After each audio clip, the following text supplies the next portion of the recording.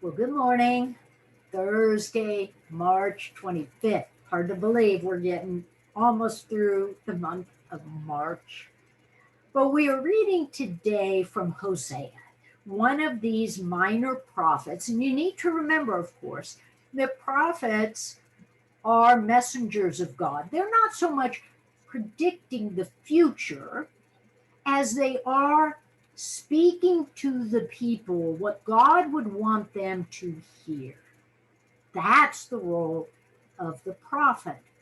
And here in Hosea chapter 10, when we look at verse 12, it's almost like it's a commandment. It's go out and do this kind of verse that says, sow for yourselves righteousness, reap steadfast love, break up your fallow ground.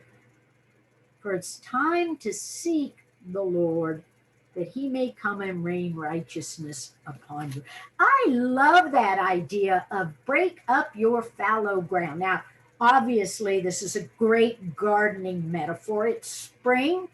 We're starting to dig in the dirt again. We're putting down our annuals. We're cleaning up the flower beds, and it, this idea that there's some fallow ground that needs to be tilled and the planting needs to happen so growth can occur.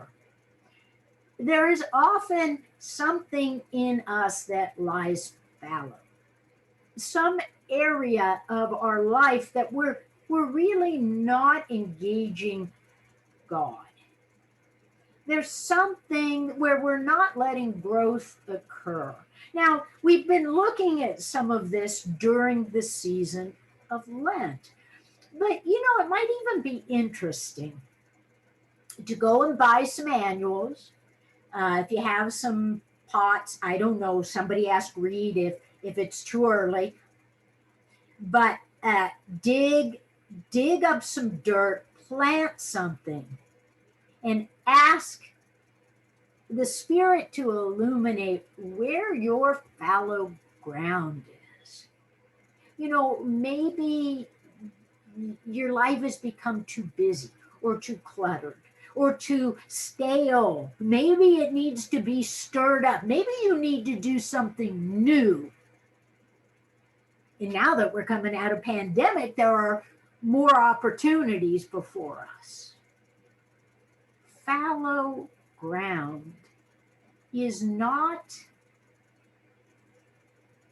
without possibility. It just needs to be tilled, stirred up, fed. So, what in you needs to be tilled and stirred up and fed so that something wonderful can emerge?